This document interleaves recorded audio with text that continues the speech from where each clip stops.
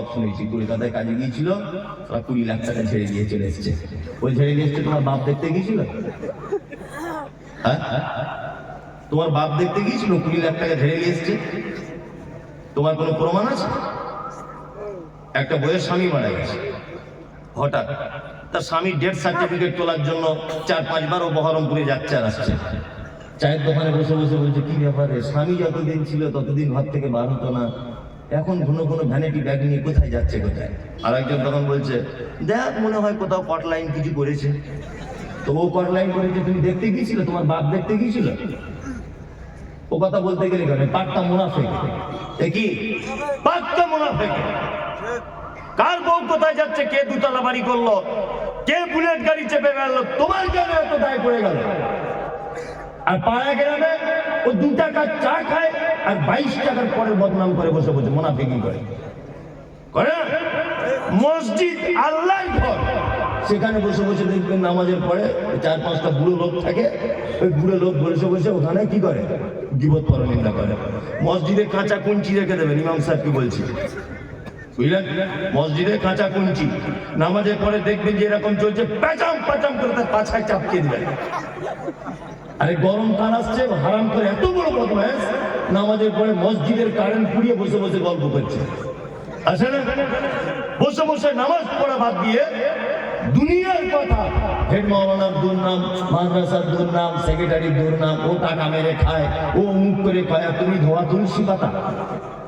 সবাই খারাপ আর তুমি ভালো। গ্রামে এরকম লোক আপনাদের পুলিন্দাতে নেই, আমাদের ওদিকে আছে। না বলবো না, মারবে। আমি বললে মারবে বাবা। আমার তো দেখতে পাচ্ছেন সোশ্যাল মিডিয়া, যেখানে যাচ্ছি বোম মারছি গাড়িতে। হাওড়া জেলাতে গেলাম সেদিন, বোম মেরে দিয়েছে গাড়িতে। আল্লাহ বাঁচানে, আল্লাহ যদি বাঁচায় তো আর কেউ বাঁচাতে পারবে, মারতে পারবে না।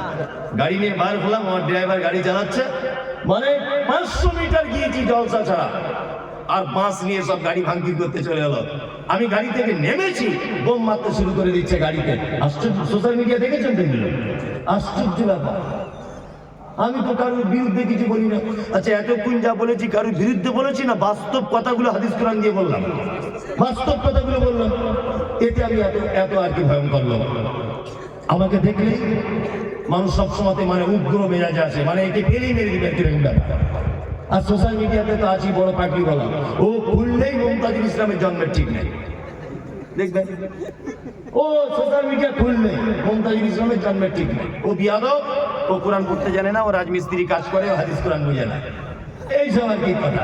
কারণ কি বলুন তো, আমি হচ্ছি ওই ডাক্তার, রুগীর রোগে ঔষধ দিই। কি বললাম বুঝলেন? যেখানে যেখানে রুগীর ঔষধ প্রয়োজন, ঠিক জায়গাতে ঔষধ মেরে দিই। এই জন্য রুগীর একটু কষ্ট হবেই, হবে না? ফোনা বলে যদি কেটে দিই, তা রুগীর লাগবে না? লাগবে। আমি বলে দিয়েছি, সারা পশ্চিমবাংলার যত মাজার আছে 2025-27 মধ্যে ঐক্যবদ্ধভাবে সব মাজার বুলডুজার দিয়ে ভেঙে দিতে হবে, আর যত বুলডুজারের খরচা আমি দিয়ে দেবো। এইসব কথা যখন বলে দিয়েছি, তখন বলছে আমাদের পীরের মাজার ভাঙবে বলেছে। কি বললাম বুঝলেন? মানে পীর সাহেবদের সঙ্গে আর হিন্দু ভাইদের কিছু মিল আছে, মারাত্মক মিল আছে না? এই আপনার আদিনার মসজিদে শিবের লিঙ্গ পাওয়া গেছে, আর শিব কজন আর ওর লিঙ্গ কটা? রাম মন্দিরে শিব পাওয়া গেল, আদিনার শিব পাওয়া গেল, তো ও শিবই বা কটা, ওর লিঙ্গই বা কটা? এটা একটা জানার ব্যাপার। হ্যাঁ, এই দেখুন আপনাকে একটা মজার কথা বলি। কলকাতা যান তো আপনারা এই রোড দিয়ে, দমদম এয়ারপোর্ট পার করে মধ্যমগ্রাম আর বারাসাত এর মাঝখানে দেখবেন রাস্তার ধারে একটা মাজার আছে, ছোট্ট এরকম। লক্ষ্য করতে করতে আসবেন, এদিক দিয়ে গেলে ডান দিকে পড়বে, ওদিক থেকে গেলে বাম দিকে পড়বে, ঠিক আছে? আর মাজারটায় লেখা আছে বাবা একদিন শাহ, একদিন শাহ মাজার। আচ্ছা ভালো, ওই পীর সাহেবের দেখছি আর একটা মাজার আছে আমাদের বারাসাত কাজীপাড়াতে, বাবা একদিন শাহ। ওই পীর সাহেবের আর একটা মাজার আছে হাড়োয়াতে, উত্তর 24 পরগনায়, একই পীর, একদিন শাহ। আমি বলে একটা পীর মরেছে কয় জায়গায়? ভাবনা চিন্তার ব্যাপার। পীর তো একদিন, মরে কয় জায়গায়? সব জায়গায় মাজার, আর সব জায়গাতে মানুষ সেজদা দিচ্ছে। তা ব্যাখ্যা করছে এরকম ভাবে, বাবারা আমার, ও ভাইরা আমার, আমাদের পীর সাহেব আগেকার দিনে লরি টরি ছিল না, বাস ছিল না, ট্রেন ছিল না, কলকাতায় গিয়েছিল বই কিনতে। বই মাথায় করে আসার সময় হেঁটে হেঁটে পা ব্যথা হয়ে গিয়েছিল বলে বারাসাতের ওই রাস্তার ধারে বসেছিল 5 মিনিট। যেই বসেছে তার মুরিদেরা তাড়াতাড়ি করে ওই জায়গাটা মাজার করে দিয়েছে। ওইখান থেকে বই নিয়ে আবার আস্তে আস্তে কাজীপাড়াতে একটু রেস্ট করেছে, ওইখানে একটা মাজার করে দিয়েছে। ওইখান থেকে হাড়ওয়া এসে মৃত্যুবরণ করেছে, ওই জায়গাটা আর একটা মাজার করে দিয়েছে। মনে মনে বলছি তোর পীর সাহেব যেখানে পেচ্ছাপ পিতে বসেছিল ওখানে একটা করতে পারতিস, তোর পীরের পায়খানা ঘরে একটা করতে পারতিস, শেষদা দিত মানুষ পায়খানাতে। হারামখোরদের মনে হচ্ছে ওদের কাঁচা কুঞ্চি যদি আর আমার হাতে শাসন ক্ষমতা যদি থাকতো, হযরত ওমরের মতো জামানা যদি এটা হতো তাদের চামড়া তুলে দিতাম। মানুষের ঈমান নষ্ট করার সব থেকে বড় কারখানা তার নামে মাজার আর ফকির। কি বললাম ভাইজান? বর্তমান সময়ে একটা মানুষের কাছ থেকে, সুস্থ সবল মানুষের কাছ থেকে, নিরীহ মানুষের কাছ থেকে ঈমান হরণ করার সব থেকে বড় মাধ্যম। তার মধ্যে আপনাদের মুর্শিদাবাদে কয়েকটা খাতারনাক চিজ আছে, খুব বাড়াবাড়ি করছে কদে, হ্যাঁ খুব বাড়াবাড়ি। পরশুদিন দিয়েছে ওকে সার্ব দিয়ে ধুয়ে, তাও লজ্জা শরম নাই, তাও বলছে। আমি কোন একটা বক্তব্যতে বলেছি সবে বরাত শুধু বেদাত না, পচা বেদাত। কি বললাম বুঝলেন? পচা বেদাত। এমনি লোকাল বেদাত হলে আলাদা ব্যাপার, পচা বেদাত। আর আমাকে বলছে সবে বরাত হাদিস আছে। কোন হাদিস আছে বল? সবে বরাত কোন হাদিস আছে বল? শাবান মাস সম্পর্কে আল্লাহ নবী সাল্লাল্লাহু আলাইহি ওয়াসাল্লামের দুটো ঘোষণা, ভালো করে বোঝার চেষ্টা করুন। এক, আলেম ওলামারা আছেন ভালো করে আমার মিস হলে বলবেন।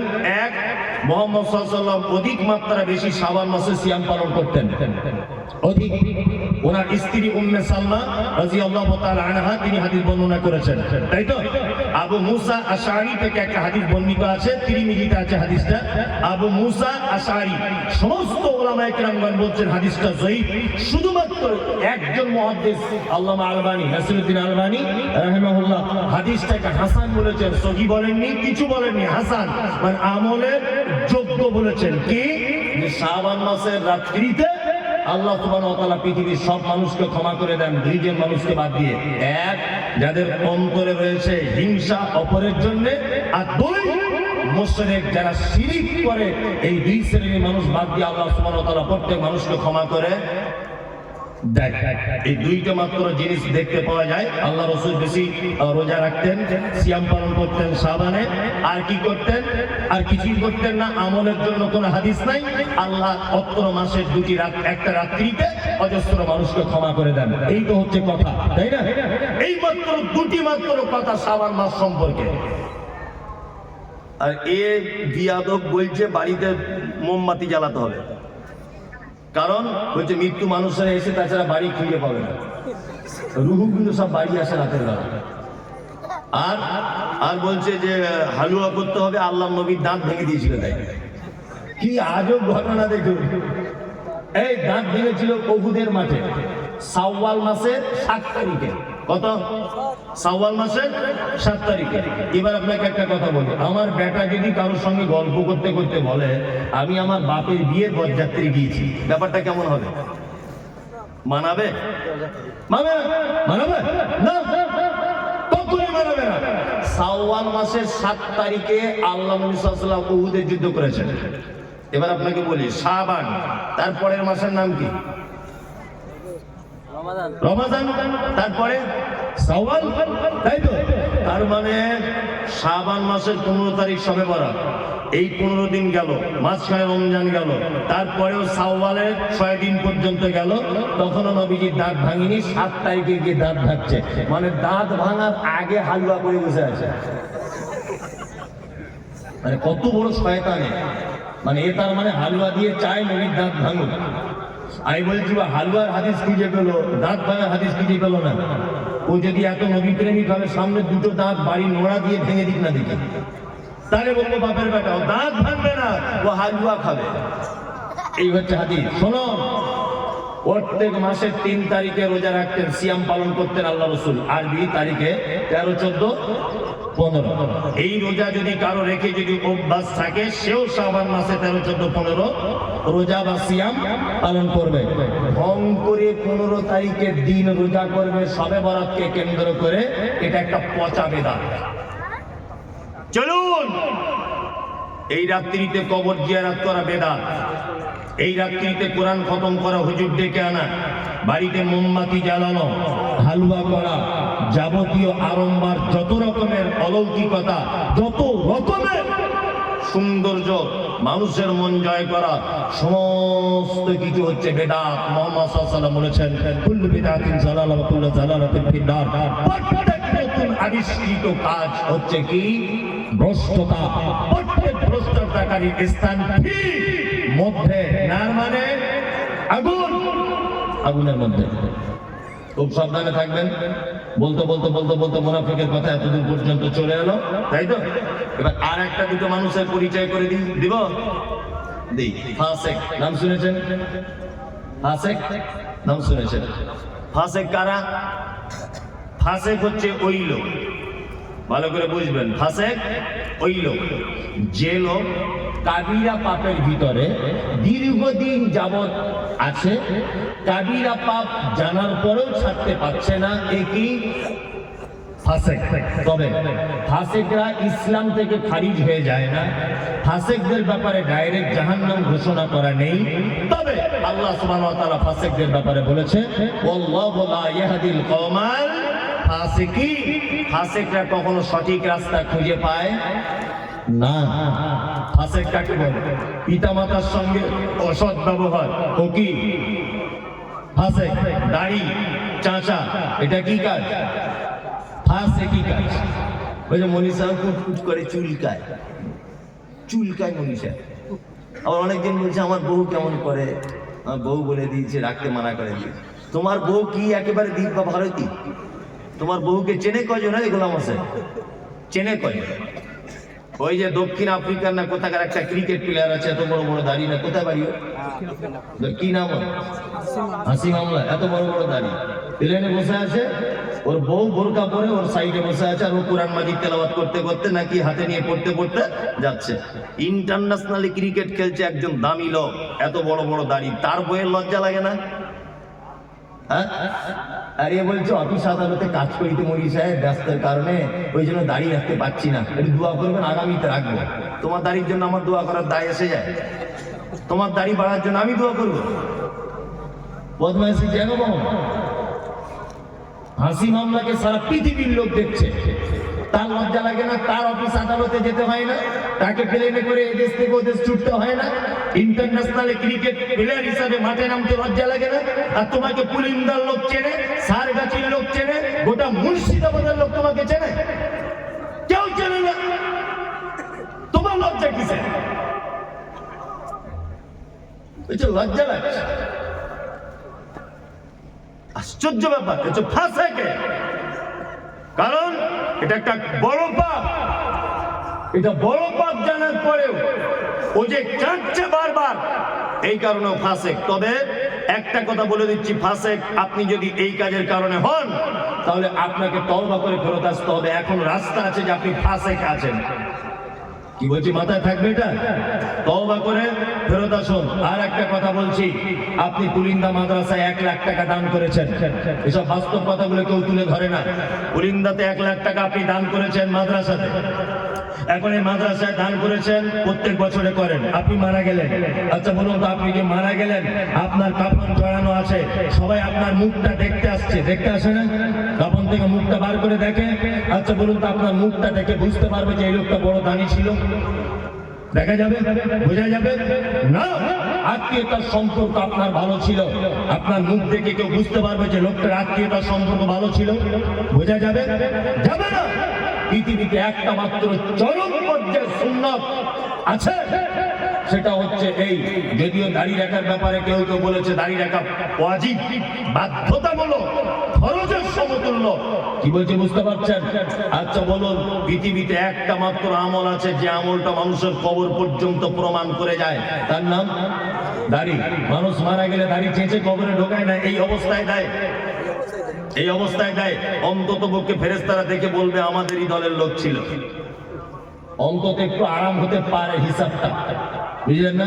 আর একেবারে শ্যাম্পু করা লোক যদি ঢুকে যায়, ফেরেশতারা যদি বুঝতে পেরে যায় এই ঢুকেছে, এবারে হিসাব কড়াকড়ি করে মার, বলবে কি বলবে না? বলবে, এটা বাস্তবতা। এইটা দেখে অন্তত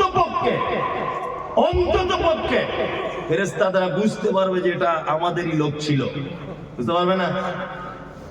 অনেক তো মেয়েরা আবার আছে দাড়িওয়ালা ছেলে বিয়ে করতে চায় না, অনেক মেয়ে।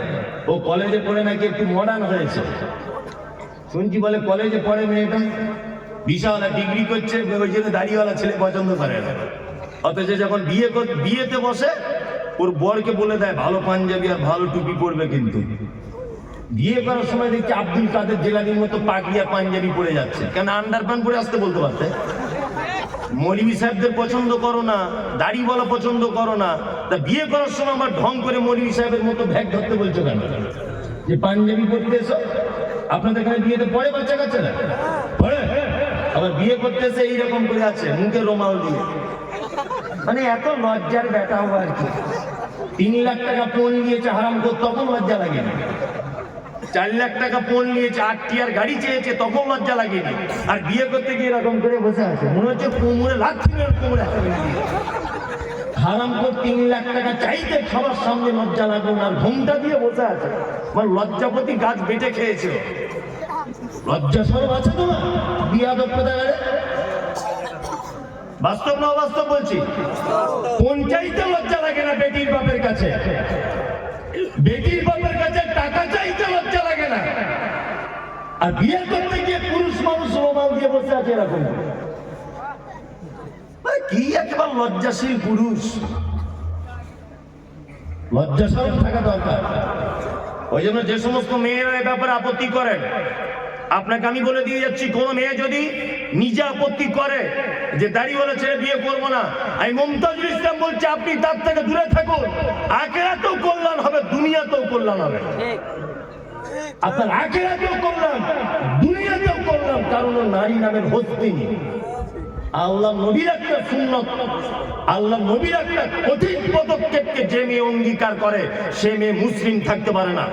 শুনুন, আপনি নামাজ পড়েন না আলাদা ব্যাপার, আমি আপনাকে ধরেছি যে ভাই আপনি নামাজ পড়ে ধরুন, আপনি বলছেন মৌলভী সাহেব লজ্জা লাগছে, আপনাকে দেখে বারবার নামাজের কথা বলেন, সত্যি আমি খুব অপরাধী।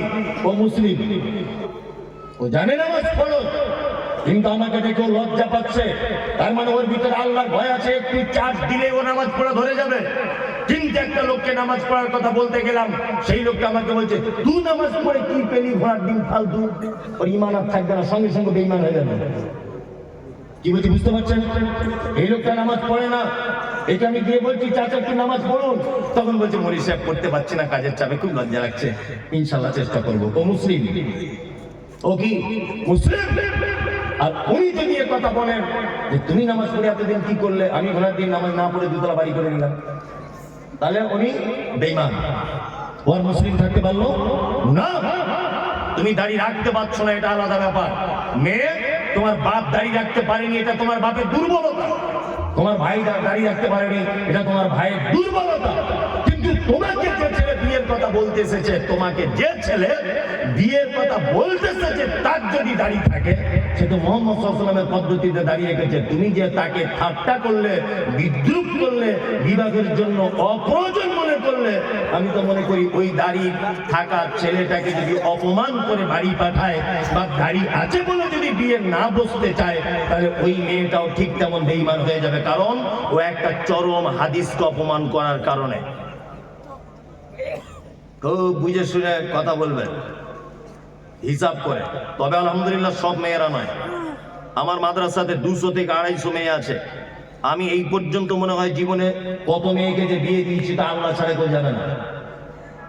কি বলছি বুঝতে পারছেন? অজস্র মেয়েকে বিয়ে দিয়েছি। এই কিছুদিন আগে মেদিনীপুরের একটা মেয়ে আছে আমার মাদ্রাসাতে, এই যে আমার পিছনে বসে আছে শামীম, আপনাদের মাওলানার এখানকার ছেলে আর কি। ও তো যায়, ওরা সব সময়তেই যায়, আমার বাড়িও গিয়েছিল সেদিনও। তা এরা সব দেখে এসেছে আমার মাদ্রাসা। আর একটা মেয়েদের মাদ্রাসা আছে, 200-250 মেয়ে পড়ে আলহামদুলিল্লাহ। আবার মোটামুটি এই তো শামীম গিয়েছিল ভিত্তি স্থাপনের দিনে, 3 বিঘা জমির উপরে ছেলেদের মাদ্রাসা তৈরি হচ্ছে ইনশাআল্লাহ, দোয়া করবেন। হিফজখানা আল্লাহ যদি কবুল করে নেয়, কেউ আর আটকাতে পারবে না। দ্রুত গতিতে কাজ চলছে ইনশাআল্লাহ। শেষ কাজ করতে আমার একটা টার্গেট 1 কোটি টাকার আমরা বাজেট রেখেছি। যদি বলছেন টাকা আপনার বহুত টাকা, তো তাহলে আমার 1 পয়সাও নেই। যা টাকা পয়সা পাচ্ছি সব লাগিয়ে দিচ্ছি, বাকিটা আল্লাহ ম্যানেজ করে দিচ্ছে বিভিন্ন মানুষের মাধ্যমে। যাই হোক, যে কথা বলছিলাম সেটা হচ্ছে এই যে আমার একটা মাথাতে একটা জিনিস কাজ করে। বেদাতিরা একটা কথা বারবার বলে যে আহলে হাদিসরা কোরআন পড়তে পারে না। বারবার একটা কথা প্রশ্ন কিন্তু তারা তোলে না। ওই জন্য আমি সারা পশ্চিম বাংলাতে নিয়ত করেছি একটা হিফজখানা শুধুমাত্র হাফেজ হবে, শুধুমাত্র হাফেজ আর কারি, শুধু কোরআনটাকে শুদ্ধ করে পড়ানোর জন্য 2 বছরের কোর্স দিয়ে কমপ্লিট করবে ইনশাআল্লাহ। এরকম মনোবৃত্তি আছে। রমজানের পর থেকে যে কটা রুম রেডি হবে সেই কটা রুম দিয়ে চালু করে দেবে ইনশাআল্লাহ। নিয়ত করে নিয়েছে। আমার জীবনে এটা উদ্দেশ্য যে আমি এর মাধ্যমে মরে গেলে যেন কবরে শুয়ে শুয়ে নেকি পাই, এতটুকু। এছাড়া কোনো আর আমার আশা নেই, কোনো আশা নেই। আপনাদের সারে কাছে আমার আজও মনে আছে যে আমাদের মহিলা মাদ্রাসার জন্য একজন মেয়ে, আমি তার নামটা জানি না, হঠাৎ করে একদিন ফোন করে বলছে আমি 10,000 টাকা দিব, আপনি সারে কাছে মোড়ে দাঁড়ান, কুলিন্দা গ্রামে বাড়িতে জলসা করতে যাচ্ছি। 10,000 টাকা দিয়েছে, যে সোশ্যাল মিডিয়া দেখেছি আপনার মাদ্রাসায় টাকাটা দিবেন, 10,000 না 5,000। যে কথা বলছিলাম, মেদিনীপুরের একটা মেয়ে কিছুদিন আগে তাকে একটা বিয়ের জন্য একটা ছেলে, আমি বলছি তোমার মা বলছে বিয়ের জন্য, তা তুমি বিয়ে শাদী করবে? তা মেয়েটা আমাকে একটা কথা বলছে, মৌলী সাহেব পর্দার আড়াল থেকে বলছে আমি বিয়ে করতে পারি, তবে আমার কিছু শর্ত আছে। মেয়েটা দেখতে যেমন ভালো তা নয়। বলছি কি শর্ত? বলছি 1 নম্বর ছেলেটা দাড়ি থাকতে হবে, 2 নম্বর 5 ওয়াক্ত নামাজি হতে হবে, 3 নম্বরে হালাল পদ্ধতির ইনকাম করতে হবে, তাহলে আমি তাকে বিয়ে করবো, তাছাড়া করবো না। তার মানে বুঝতে পারলাম এখন ইমানদারিনী নারী আছে পৃথিবীতে, আছে না? আচ্ছা আচ্ছা, আজ থেকে 1 সপ্তাহ আগের কথা। ইন সার্চ অফ ট্রু ইসলাম, ফেসবুকে একটা পেজ আছে, ইন সার্চ অফ ট্রু ইসলাম। মিলন বলে নাম, মুর্শিদাবাদে বাড়ি। ছেলেটাকে জিজ্ঞাসা করবেন তার প্রমাণ। আজ থেকে 2 মাস আগে একটা মেয়ে ইসলাম গ্রহণ করেছে, ইসলাম গ্রহণ। মেয়েটা আমাকে ফোন করেছে, করে বলছে যে হুজুর আমি আপনাদের বক্তব্য শুনে অনুপ্রাণিত হয়ে ইসলাম গ্রহণ করলাম, গোপনে, বাড়িতে কেউ জানে না। মেয়েটা বিয়ে পড়াশোনা করছে কলেজে, খুব সুন্দরী, চরম সুন্দরী মেয়েটা দেখতে। তা আমাকে বলছে হুজুর আমি বিয়ে শাদী করবো, লুকিয়ে আমাকে একটু বিয়ের ব্যবস্থা করে দেন। আমার বাড়ি থেকে জানতে পারলে আমাকে জবাই করে দিবে, আমাকে জবাই করে দিবে। সেই মেয়েটাকে আজ থেকে 5 দিন আগে আপনাদের বহরমপুরে একটা ছেলের সঙ্গে বিয়ে দিলাম। তা মেয়েটাকে বলছি কেমন ছেলে পছন্দ? তা মেয়েটা বলছে দাড়িওয়ালা ছেলে হতে হবে, 5 ওয়াক্ত নামাজ পড়তে হবে, হালাল ইনকাম করতে হবে, গরিব হলেও চলবে, ঘর বাড়ি থাক আর না থাক। মানে মেয়েটা এত সুন্দরী, যদি বলছেন আপনি দেখলেন কি করে? সত্যি বলতে ও আমাকে দেখার জন্য একটা ছবি পাঠিয়েছিল যে আমি এই মেয়েটা। সেটা দেখে আমি একটা অনুভব করলাম, দেখুন একজন হিন্দু নারী 2 মাস ইসলাম গ্রহণ করেছে, তার মনের ভিতরে ইসলামের কত ভালোবাসা জন্ম হয়েছে বলে নারী এই কথা বলতে পারছে দাড়িওয়ালা ছেলে ছাড়া বিবাহ করবো না। আপনাকে ফোন নাম্বার দিতে পারি, তার বরের কথা বলবেন যে ঘটনা সত্য না মিথ্যা। বাড়ি থেকে বার হয়ে চলে এসেছে, হিন্দু মেয়ে মুসলিম হয়েছে, ইসলাম গ্রহণ করেছে, তার সমস্ত কোর্টের ডকুমেন্টস রয়েছে, মুসলিম একটা ইমানদার ছেলে তাকে স্ত্রী হিসাবে গ্রহণ করেছে। ভালো নারী নেই এ কথা বলবো না, তবে যত খারাপই আমাদের যারাই কলেজে পড়ছে আর যারা বড় ডিগ্রি করতে যাচ্ছে, ফ্যাশন হয়েছে, এরা বলছে আমাদের আর পছন্দ হচ্ছে না, আমাদের আর পছন্দ হচ্ছে না। কি বলছি বুঝতে পারছেন? দূরে থাকবেন। আল্লাহ তুমি আমাদের ফাসিকি থেকে বাঁচার তৌফিক দান করো, আমিন বলুন, আমিন। চলুন আর একটা ব্যাখ্যা করে দিই, তারপরে আর একটা করব, সেটা হচ্ছে মুশরিক। নাম জানেন মুশরিক? মুশরিক, মুশরিককে শিরিক করে, উনি ভালোই বলতে পারছেন, শিরিক করে মুশরিক। এবার আপনাকে একটা কথা বলে দিচ্ছি, শুনে এখানে। এই কথা বললে তো আরো আপনি আশ্চর্য হবেন। হিন্দু, মুসলিম, জৈন, খ্রিস্টান, হাঁড়ি, চুয়ার, চামার, বাগদি, ছুতর, মেথর, পৃথিবীতে যত জাতির মানুষ বসবাস করে, যত ধর্মের মানুষ বসবাস করে, কোন ধর্মের ভিতরে মুশরিক বর্তমানে খুঁজে পাওয়া খুব মুশকিল। হিন্দু, এদের ভিতরে মুশরিক নেই। খ্রিস্টান, এদের ভিতরে মুশরিক নেই। ইহুদি, এদের ভিতরে মুশরিক নেই। হিন্দু বর্তমানে যারা, তাদের ব্যাপারে কোরআন মাজিদে শব্দ এসেছে সাবেঈ। সাবেঈ হচ্ছে তারা, কারা? সাবেঈ হচ্ছে তারা যারা এক আল্লাহকে আল্লাহ বলে মানে, তারপরেও বিভিন্ন দেব দেবীর আলাদা আলাদা ক্ষমতা আছে এটা মানে, এরা হচ্ছে সাবেঈ। একটা হিন্দু ভাইকে জিজ্ঞাসা করবেন এত বৃষ্টি হচ্ছে কে দিচ্ছে, ও এক চান্সে বলবে বৃষ্টি দিচ্ছে উপরওয়ালা। বলবে না? তার মানে ও জানে উপরে একজন আছে। তারপরেও দেখবেন ও লোহা লাক্কুরের ব্যবসা করে, কি পূজা করে? বিশ্বকর্মা। তার মানে ওর একটা ধারণা যে লোহা লাক্কুরের ডিপার্টমেন্টটা বিশ্বকর্মার হাতে আছে। আর কলেজের স্টুডেন্ট, স্কুলের স্টুডেন্টরা কি পুজো করে? সরস্বতী। সরস্বতীকে বলা হয় বিদ্যার দেবী।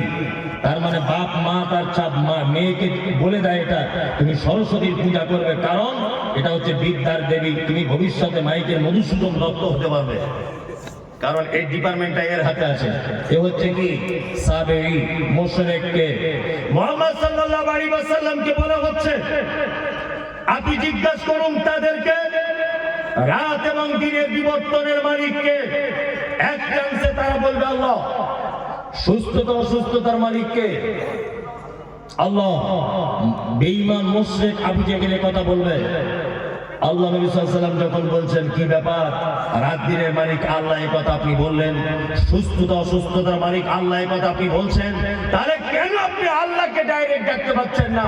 আবু জেহেল তখন বলছে মুহাম্মদ শোনো, বেশি ফটর ফটর করিও না, সব কিছুর মালিক আল্লাহ এটা আমি জানি, কিন্তু তোমার আল্লাহকে ডাইরেক্ট পাওয়া যাবে না। আল্লাহকে পেতে গেলে 360টা দেব দেবীর মাধ্যমে পেতে হবে। তার মানে বোঝা যায় যারা আল্লাহকে ডাইরেক্ট পাওয়া যাবে না এই ধারণা রাখে, আর 360টা দেব দেবীর মাধ্যমে আল্লাহকে পেতে হবে এই ধারণা যারা রাখে, এরা কি মুশরিক। মুশরিক হিন্দুর ভিতরে নেই, খ্রিস্টানের ভিতরে মুশরিক নেই, কোন জাতির ভিতরে মুশরিক নেই। বর্তমানে মুশরিক গিজ গিজ গিজ গিজ গিজ গিজ করছে মাথার উকুনের মতো নামধারী মুসলিমদের ভিতরে। আজ পর্যন্ত পশ্চিম বাংলার কিছু মুসলমান তাদের দাবি আল্লাহকে ডাইরেক্ট পাওয়া যায় না, আমাদের হুজুরের মারফতে তবে আল্লাহকে পেতে হয়, দাবি নেই। এরা কি মুশরিক? এই দেখুন আল্লাহ তাআলা মুশরিকদের ব্যাপারে সূরা তাওবা আয়াত নম্বর 114 আল্লাহ তাআলা বলছেন মা কানা লিন নবিয়্যি ওয়াল্লাযীনা আমানু আন ইস্তাগফিরু লিল মুশরিকিন। নবী এবং ইমানদারদের জন্য উচিত নয় যে মুশরিকদের জন্য ক্ষমা প্রার্থনা করবে। এই মুমতাজুল ইসলাম বলছি, যারা মাজার পুজো করে, যারা পীর পুজো করে, ওদের জানাজা তো দূরের কথা, ওদের জন্য দোয়া পর্যন্ত করা যাবে না, কারণ ওরা মুশরিক। অবশ্যই ওরা মুশরিক, ওরা মুসলিম নয়। আল্লাহ তাআলা বলছেন ওয়ালাউ কানু উলি কুরবা, যদিও তারা তোমার নিকট আত্মীয় হয় তবুও তাদের জন্য ক্ষমা প্রার্থনা করা যাবে না। আমাদের বেটা বেটিদের বিয়ে শাদী দেওয়া হচ্ছে না? হচ্ছে তো। বেটির বিয়ে ঘটক ছেলে দেখেছে, ঘটক সাহেব এসে বলছে ছেলে খুব ভালো, বলছে কি করে, বলছে স্কুল মাস্টার। মেয়ের বাপ তখন বলছে আলহামদুলিল্লাহ, আমি তো এরকম ছেলেই চাইছি। তা আর একজন এসে তখন বলছে যে ঘটক সাহেব আব্দুল্লাহ ভাই, তুমি বেটিটা যেখানে বিয়ে দিচ্ছ ওরা মাজার পূজারি গো, পীর পূজারি। তখন বলছে তোমাদের যত সব পীর হয়ে এইসব, ছেলে চাকরি করে সেটা আগে দেখো, তাই না? চাকরি করে সেটাকে দেখো। আল্লাহর ভাষা ওলাও কানু উলি কুরবা, মুশরিক মাজার পূজারি ঠাকুর পূজারি এরা যদি তোমার নিকট আত্মীয় হয় তবুও তাদের সঙ্গে কোনো সম্পর্ক রাখা যাবে না, খুব সাবধানে থাকবেন। চলুন, এতক্ষণ পর্যন্ত খারাপ লোকেদের পরিচয় করিয়ে দিলাম, এবার আপনাদেরকে পরিচয় করিয়ে দিব ভালো মানুষের সঙ্গে, তার নাম মোমেন। যারা বসে আছেন মোমেন হতে চান সবাই সবাই ইনশাআল্লাহ। ইনশাআল্লাহ 12টা বেজে গেছে তো মানুষ আর বসে থাকতে চাইবে না, তবুও মানুষ থাকবে আলহামদুলিল্লাহ। চালাবো নাকি? হ্যাঁ চালাই, চলুন, কোনো সমস্যা নেই। আমার টাইমটা 1টা পর্যন্ত, এরপরেও আর একটা বক্তা, যারা উঠবেন হিসাব করে উঠবেন। চলুন এবার মোমেনের পরিচয় দিই। মোমেনকে হ্যাঁ ঠিক বলে দিয়েছে, আমি তখনই করবো। মোমেনের কথা বলে দিই। আল্লাহ বলেন ইন্নামাল মুমিনুনা আল্লাযীনা ইযা যুকিরাল্লাহু ওয়াজিলাত কুলুবুহুম ওয়া ইযা তুলিয়াত আলাইহিম আয়াতুহু যাদাতুহুম ঈমানা ওয়া আলা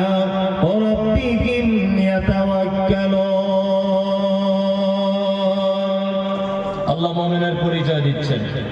মোমেনকে আল্লাহ বলছেন মোমেন তারা যারা পাপ করে, অন্যায় করে, খারাপির মধ্যে লিপ্ত থাকে, তারপরেও যখন তারা আল্লাহর ভয় তাদের অন্তরের ভিতরে চলে আসে, তারা তখন ভয়ে থর করে কাঁপে। দুই, আল্লাহ বলে মোমেনের দ্বিতীয় গুণ আয়াতুহুম জাদাতুহুম ঈমানা ওয়া আলা রাব্বিহিম ইয়াতাওয়াক্কালুন। দ্বিতীয় নম্বরের মোমেন হলো তারা, আল্লাহ বলে যাদের সামনে কোরআনের আয়াত তেলাওয়াত করা হলো, তাদের ঈমান কোরআনের আয়াত শুনলে যেন ঈমান বেড়ে যাবে। আয়াত শুনলে ঈমান কি হবে? বেড়ে যাবে। এটা মুমিনের কয় নম্বর গুণ? দ্বিতীয় গুণ। এখানে একটা মজাদার কথা বলে রাখছি, আপনার চোখে পানি চলে আসবে শুনলে। আচ্ছা, এখানে হাজী সাহেব কেউ আছেন? কে হাজী সাহেব? কেউ নেই? তাহলে এমনি সৌদি আরবে গেছেন, মক্কা টক্কা ঘুরতে এরকম করলো, আছে অনেকজন, হয়তো আলহামদুলিল্লাহ অনেকজন আছেন, আলহামদুলিল্লাহ অনেকজন আছেন মক্কায় ঘুরতে গেছেন। আমি এই 2.5 মাস আগে গিয়েছিলাম, আলহামদুলিল্লাহ।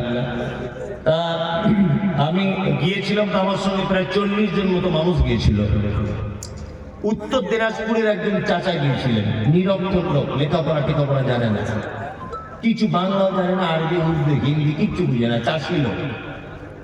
আমি যখন কাবাতে যখন তওয়াফ করছিলাম, চাচা আমার জামার কলারটা এইভাবে টেনে ধরে রাখছিল। তাই বারবার বলছি, চাচা তুমি আমার জামার কলার কেন ধরছো? হ্যাঁ, বলছি এত লোক যদি হারিয়ে যায়, আমার 3 বিঘা জমি ধান চাষ করা আছে, কি হবে?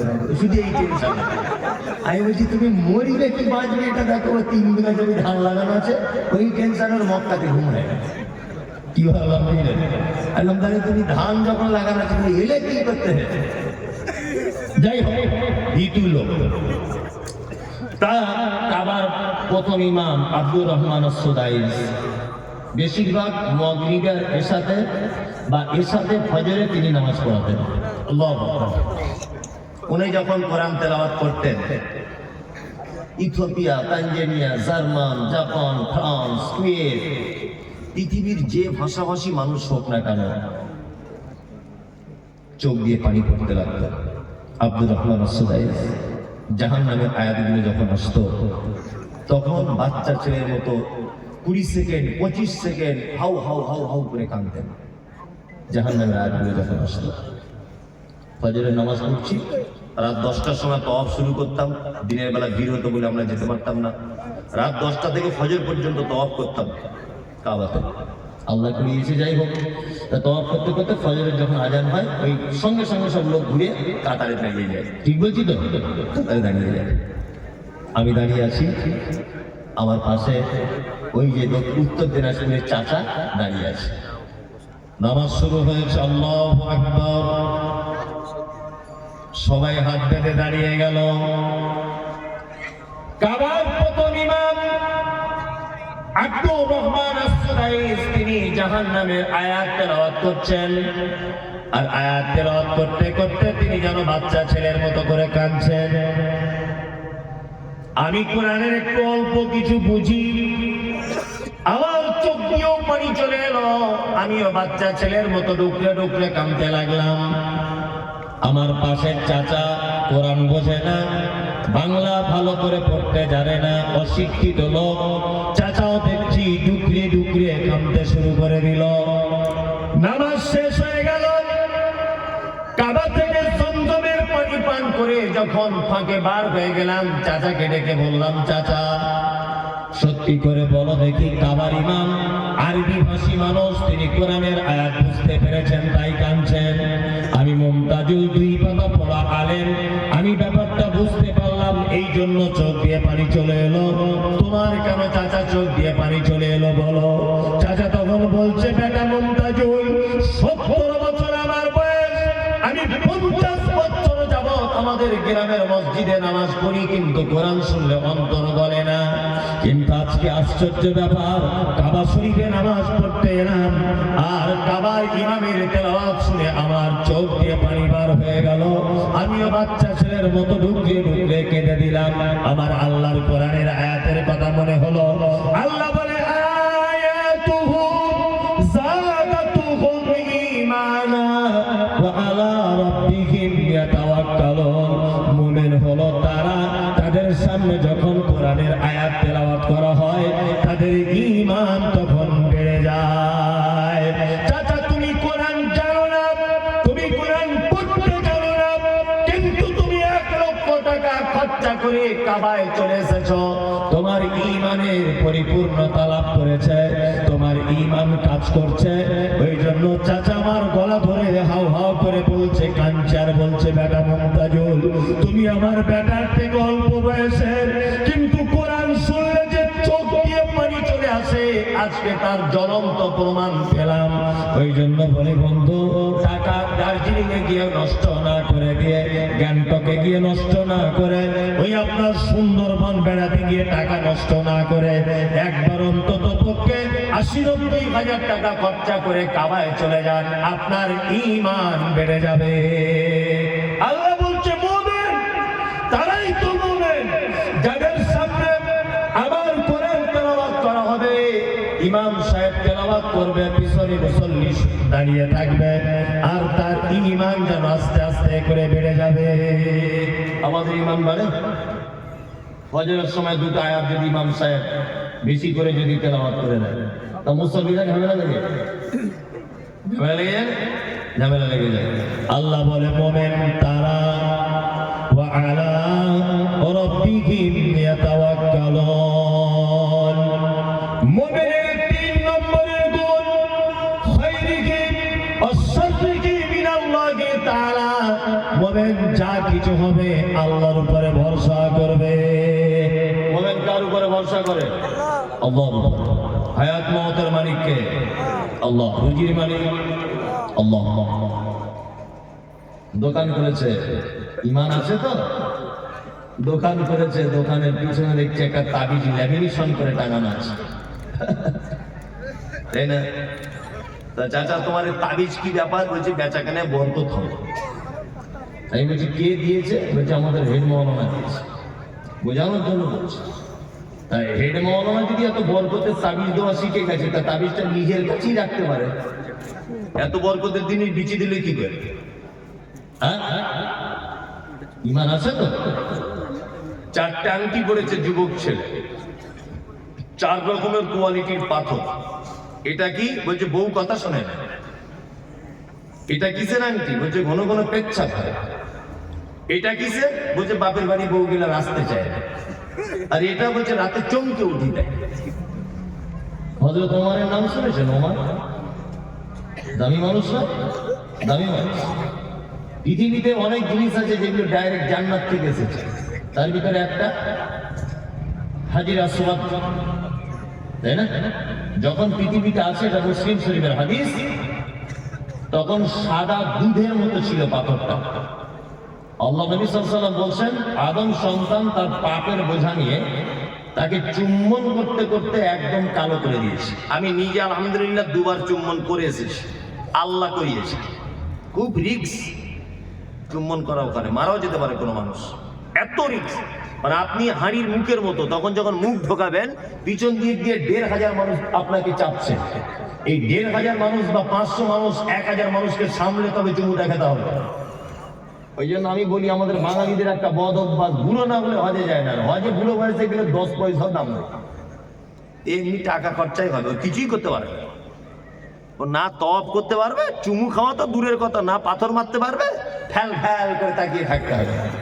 5 লাখ টাকা জলে চলে গেল। যেতেই যদি হয় 35, 37, 38 বছরে যান, যেন 2জনকে যেন রুখে দেওয়া যায়। দক্ষিণ আফ্রিকার মেয়ে ছেলেগুলো, তাদের যা বডি আর যা ধাক্কা মারছে, তারা আমার মতো 4টে পুরুষকে ফুটবলের মতো ছুঁড়ে ফেলে দিল। এত ক্ষমতা তাদের গায়ে। আর এই লম্বা লম্বা মেয়েগুলো সব সুদানিরা, কালো কুচকুচ কুচকুচ করছে সুদানিরা, এই লম্বা লম্বা, তাদের চেহারা কি, আমাদের বাঙালি 2-4 জন পুরুষ মানুষকে মেরে ফেলবে ঘুষি মেরে, এত ক্ষমতা তাদের গায়ে। আর এই বুড়ো বয়সে লাঠি নিয়ে হজ করতে যাচ্ছে, তুমি চান্স পাবে? এক গুঁতো মেরে তোমাকে ফেলে দিবে 4 হাত দিবে। ওই জন্য হজে যদি যেতে চান একটু ইয়ং বয়সে যাবে। কি বললাম বুঝলেন? হাজির আসওয়াদ হযরত ওমর ফারুক রাদিয়াল্লাহু তাআলা আনহু মক্কায় চারিদিকে তাওয়াফ করছেন। হাজির আসওয়াদ যেখানে আসে ওই জায়গাটা হাজির আসওয়াদের দিকে আঙুল বাড়িয়ে দিয়ে বলছেন, হাজির আসওয়াদ তুমি একটা পাথর, তুমি মানুষের কোনো উপকার করতে পারো না।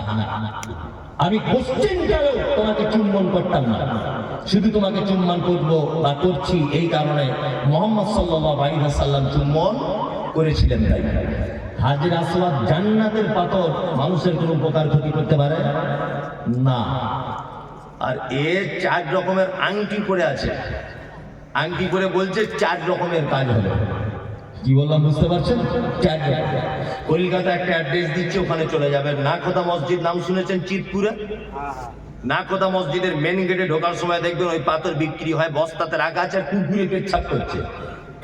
40 টাকা 50 টাকা কেজি, 40-50 টাকা কেজি দরে পাথর কিনে আনছে, এনে বহরমপুরে ওই বাটিতে বাটিতে সাজিয়ে আম গাছের শিকড়, কলা গাছের শিকড়, জাম গাছের শিকড় পাশাপাশি রেখে ভাঙা মাইক নিয়ে বিক্রি করছে। আর বলছে আফ্রিকা কঙ্গো জঙ্গল সে লেকে আয়ে হ্যায় জড়িবুটি। তোমার বইয়ের ছেলে হয় না, পাথর নিয়ে যাও, ছেলে হবে। MBBS ডাক্তার ওর বইয়ের ছেলে করতে পারলো না, আর কুকুরে পেচ্ছাপ করে পাথর ওর বইয়ের ছেলে করে দিল। তারা 2024 সালে এত বোকা লোক বাস করে। আর পাথর পড়ে আছে কে না? স্কুলে হেডমাস্টার। মনে মনে ভাবি যে আল্লাহ গরুর পেটে কেন সব গোবর দিলে? হেডমাস্টারের মাথাতেও কিছু দিতে পারতে হালকা। তোর মাথার মগজ আছে? বিচারপতি বিচার করে কোর্ট থেকে বার হয়ে জড়িবুটি কিনে চোর বইয়ের ছেলে হবে। কত বড় গাধাও! ওর কপালে কিছু জোটেনি বলে ভাঙা মাইকের ফোন নিয়ে বসে আছে, ফুটপাতে তাবিজ কবজ বিক্রি করছে, চালাকি চিটিং মাছ। কি বললাম বুঝলেন? কাজী নজরুলের ভাষা কি? কাজী নজরুল বলেছেন, ওরে পীর ফকিরের কথা যদি সত্য হতো, তারা কেন ভিক ভেঙে ফুটপাতে খেত? তাদের কথা যদি সব হবে, হাত দেখে যদি সব বলে দিবে, তা ফুটপাতে তারা কেন বসে আছে?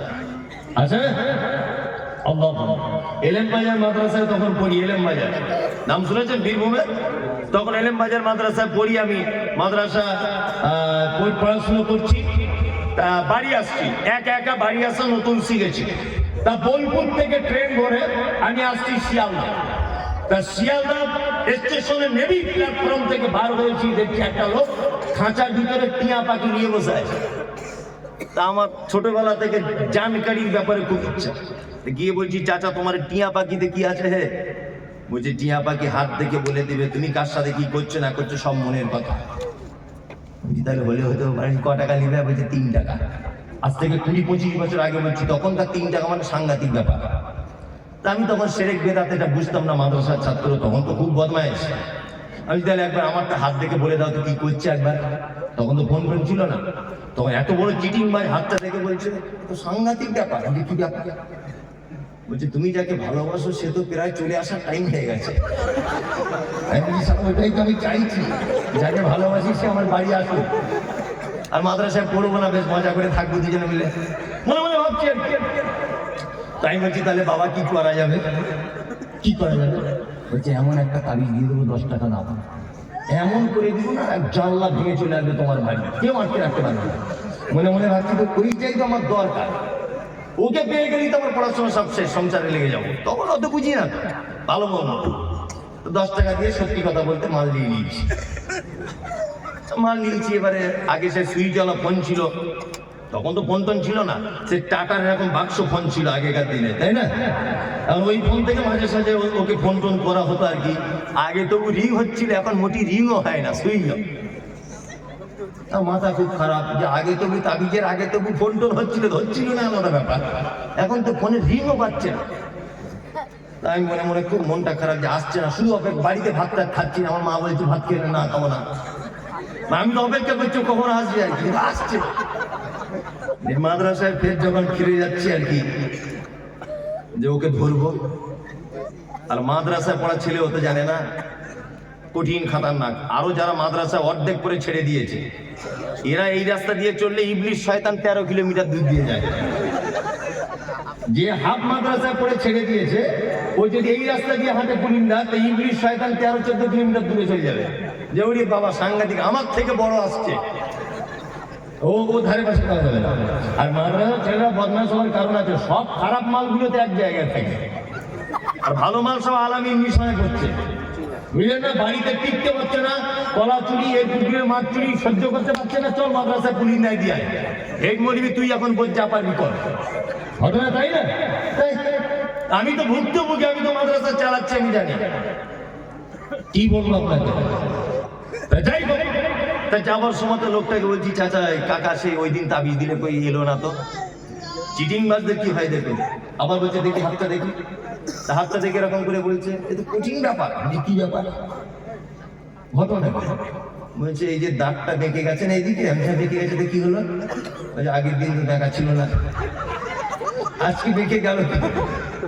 বলছে আমি যে এখানে দেখতে পাচ্ছি হাত দেখে, আগের দিনে তোমায় তাবিজ দিয়ে আমি ওকে বার করতে চাইলাম, ওর মা দেখতে পাচ্ছি কোথাও আমার 150 টাকার তাবিজ দিয়ে আটকে রাখার তাবিজ করেছে। সারা দুটো তাবিজে মারামারি হয়ে গেছে, যার দাম বেশি তার কাজ বেশি। ওই জন্য তুমি যদি 250 টাকার তাবিজ কেন, তাহলে এবার আসার চান্স আছে। তখন আমি ভাবছি পাক্কা চিড়ি পাচ্ছি। মাদ্রাসায় পড়া ছেলে, আমি ওকে বলছি তাহলে আমার কাছে তো 250 টাকা নেই, তা যে